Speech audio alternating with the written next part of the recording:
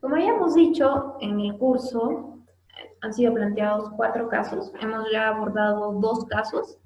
Vamos entonces ahora a pasar a describir los hechos del caso 3, el cual hemos denominado violencia psicológica en el colegio. Juliana es una niña de 10 años que cursa el tercer año de primaria, tiene un hermano mayor en sexto año de primaria, cuyo nombre es Joaquín. Joaquín es un alumno responsable y dedicado, en general no tiene problemas con sus compañeros. Por su parte, a Juliana le cuesta mucho aprender. Además, es una niña tímida y retraída. En varias ocasiones ha sido castigada por su maestra durante el recreo y Joaquín ha tenido que ir a hablar con el maestro de su hermana. Juliana confía mucho en su hermano, él siempre la defiende de las agresiones de sus compañeros, quienes la molestan constantemente. Juliana le ha contado a Joaquín que su profesor siempre la grita y le dice que es una burra, que nunca había tenido una alumna tan bruta como ella, que pierde su tiempo en el colegio ya que nunca va a aprender nada. Sus compañeros se burlan de ella luego de esos comentarios y el profesor no los corrige. Más aún, incentiva esos comportamientos. Joaquín le cuenta estos hechos a su madre, Roxana, quien interpone una denuncia ante la comisaría de Socabay, iniciándose el proceso respectivo ante el tercer juzgado de familia del módulo básico de justicia de Socabay. Usted forma parte del equipo multidisciplinar del módulo básico de justicia de Socabaya y en su calidad de educador social le solicitan emitir el informe respectivo. Siguiendo entonces con las recomendaciones o las distintas etapas por las que se tiene que pasar para poder resolver estos casos, lo primero que tenemos que hacer es nuevamente identificar cuáles son los hechos. En los hechos podemos encontrar a una niña de 10 años quien es víctima de violencia psicológica en su colegio por parte de la maestra y por parte de sus alumnos, por parte también de sus compañeros.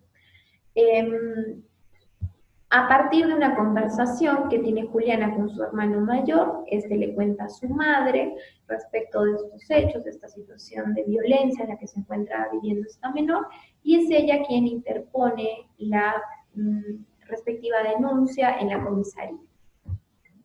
Si bien es cierto, nos encontramos aquí frente a un caso de lo que se conoce como bullying, que es ejercido por parte de la profesora y de los alumnos en contra de la menor, según la nueva ley de protección de la mujer y del grupo familiar contra la violencia, también forman parte o está dentro del ámbito de protección a las agresiones físicas y psicológicas que puedan sufrir mujeres, niñas,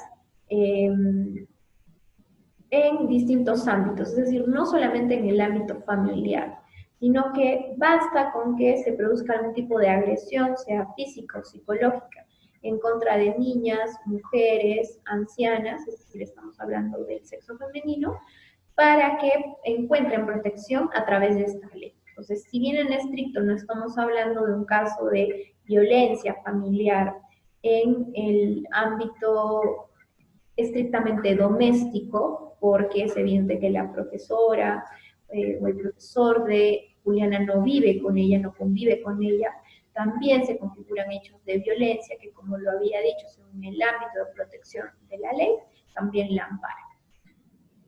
Entonces queda definido, o ya hemos podido establecer, más allá de la descripción detallada de los hechos que contiene el caso y el resumen que yo acabo de explicar, queda claro que nos encontramos frente a un caso de violencia, pero no es violencia física, sino en realidad violencia psicológica que se produce en el colegio en contra de Juliana, que es una niña de 10 años, por parte de su maestra y por parte de sus compañeros, ¿no? Bien, lo siguiente, según las recomendaciones, es determinar qué se pretende con la evaluación educativa en cada caso concreto, ¿no? Nuevamente en este caso, y más aún siendo que el agresor es profesor, docente, va a ser necesaria una entrevista personal, una visita por parte del educador al centro educativo, ¿no? Que le permita entrevistarse con el subdirector o con algunos otros profesores para conocer cuál es la situación de violencia que se produce en el colegio. porque podría ser que esta conducta que está ejerciendo el profesor sea repetitiva o sea una manera, de alguna forma usual, en la cual los profesores tratan a uno o varios alumnos en las distintas clases. Entonces, esto es algo que solamente se va a poder determinar si es que se realiza una visita y las entrevistas respectivas con otros profesores y con las autoridades, ¿no? ¿Cuál es mi labor como educador social? Entonces, nuevamente también hay conocer, en este caso, traspasa o va más allá del simple hecho de saber cuál es el rendimiento académico de la niña, ¿no? Eh, y si es que es objetivo, que como dice, la niña tiene problemas de aprendizaje, ¿no? Es evidente que así sea que la niña tenga problemas de aprendizaje o que la niña pues tenga dificultades para poder realizar las tareas, etcétera, etcétera, nada justifica ningún tipo de agresión psicológica como puede ser los adjetivos calificativos de burra, de que nunca va a aprender nada, porque no es esa propiamente la labor del docente, ni la manera en la que debería de guiar el proceso educativo. Mucho peor aún que de alguna manera le incentive que sus demás compañeros también califiquen, mejor dicho, descalifiquen a su compañera Juliana con este tipo de comentarios, ¿no? Como le había dicho, en este caso concreto particular, la visita o las entrevistas que realizaría el personal educador, es decir, el educador social, no van a estar tanto guiadas para poder determinar cuál es el nivel de aprendizaje o el rendimiento escolar. En un sentido es evidente que sí, no obstante también va a ser fundamental para poder determinar o establecer si es que, como yo ya lo había dicho, se trata de una mala labor que realice el docente, es decir, un vicio del ejercicio de la docencia, o si en realidad hay una especie de conducta en un sentido institucionalizada por la cual los profesores suelen tener este tipo de comportamiento y que, digamos, no sea la única víctima Juliana, sino que puedan haber otros niños, otras niñas que también estén siendo agredidos psicológica y físicamente. La obtención de datos e información, nuevamente no lo voy a reiterar, sino que ya habíamos explicado que va a depender mucho de cada caso concreto, no obstante, siempre la entrevista y siempre la visita es la mejor manera de obtener la información porque se realiza de primera fuente y el contacto personal o el contacto, sea de carácter visual, sea el intercambiar palabras, te permite obtener mayor información de la que tú podrías realizar revisando el expediente, ¿no? Que como habíamos ya antes señalado cuando explicábamos la resolución de otros casos, ahí contiene o hay una explicación en general de cuáles son los hechos que han dado origen al proceso, de cuáles son los actuados, si es que han habido medidas de protección o no en el caso de los procesos de violencia familiar.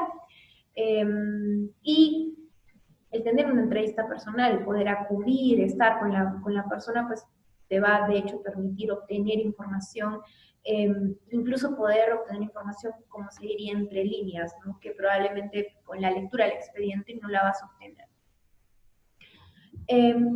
Luego ya pasamos efectivamente a la parte de redacción de informe y presentación del informe. Creo que en este caso no vale la pena nuevamente hacer referencia al contenido del encabezado, como yo lo había dicho. El destinatario generalmente va a ser el juez, porque es él quien solicita la elaboración del informe interdisciplinar, y quien lo dirige vendría a ser los miembros del equipo interdisciplinar. En este caso, el motivo de la evaluación interdisciplinar es sobre los hechos de violencia psicológica que se cometen en contra de Juliana, una niña de 10 años, por parte de su maestro en el colegio, en los datos generales de identificación. En este caso concreto, como yo había dicho, además de poder, por ejemplo, entrevistar a otros docentes, es evidente que va a ser necesario una entrevista con la niña, con Juliana, con Joaquín, su hermano, y con su madre. ¿Por qué? Porque de los mismos hechos se puede notar que Joaquín está íntimamente relacionado con la situación de violencia que ha venido sufriendo su hermana, ¿no? Incluso en los hechos se describe que varias veces ella ha tenido que hablar con el maestro, hablar con la maestra, ¿no? Entonces, definitivamente tiene información relevante, información que va a ser necesario eh, recolectar para poder ofrecer un diagnóstico, una evaluación mucho más precisa. En la evaluación por áreas, también por el caso va a ser fundamental la evaluación psicológica que se realice. La evaluación psicológica por dos motivos, porque nos va a permitir conocer, por ejemplo, si es que esta niña está sufriendo de depresión o de algún tipo de afección psicológica, producto de las agresiones, y de alguna manera también eso nos va a dar luces de cómo se viene desarrollando su proceso de aprendizaje, su proceso educativo. Es decir, más allá de la valoración subjetiva que pueda tener el maestro de que tiene muchas dificultades al aprender, etcétera, etcétera, poder conocer y determinar cómo se encuentra el proceso de aprendizaje de esta niña.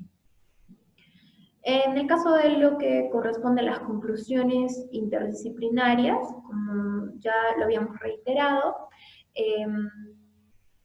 de hecho que va a ser súper valioso el intercambio de información, por ejemplo, entre el psicólogo y el educador también, pero incluso respecto del área social, ¿no? Si bien en los hechos no hay mucha información de cuál es la situación o la condición socioeconómica de la familia de Juliana en realidad, podría ser que esta información también nos brinde elementos que permitan de alguna manera dilucidar un poco mejor el caso, ¿no? No se dice, por ejemplo, si la madre de Juliana trabaja o no se hace tampoco ninguna referencia a la figura paterna o no se hace referencia a si en su casa existen problemas económicos o no. No obstante, si es que realmente existiese algún problema en el proceso educativo, ¿sí? Como repito, independientemente de la opinión que tenga el maestro, si es que la niña tiene dificultades o no, va a ser necesario identificar cuál es el origen de estos problemas, ¿no? Si es que se está produciendo algún tipo de afección psicológica que está afectando a la niña, o si en realidad la niña tiene algún tipo de trastorno que le impide o que retrasa su proceso cognitivo, ¿no? Como lo puede ser un trastorno de déficit de atención o es una niña hiperactiva, etcétera, etcétera. Es decir, es necesario determinar para poder ayudar a esta niña. ¿Por qué? Porque el caso en última instancia, creo yo que no se agota, no se resuelve única y exclusivamente con el cese de violencia. Porque esa violencia que se ha ejercido contra la menor, la violencia psicológica, va a dejar una serie de huellas, lamentablemente negativas, un impacto negativo en ella, que pueda afectar negativamente su proceso de aprendizaje, su proceso educativo. Entonces, yo creo que para la resolución, en todo caso, las sugerencias del equipo multidisciplinario, del educador, no debieran agotarse única y exclusivamente en el hecho de resolver o mejorar la situación de violencia, es decir, el cese de la violencia.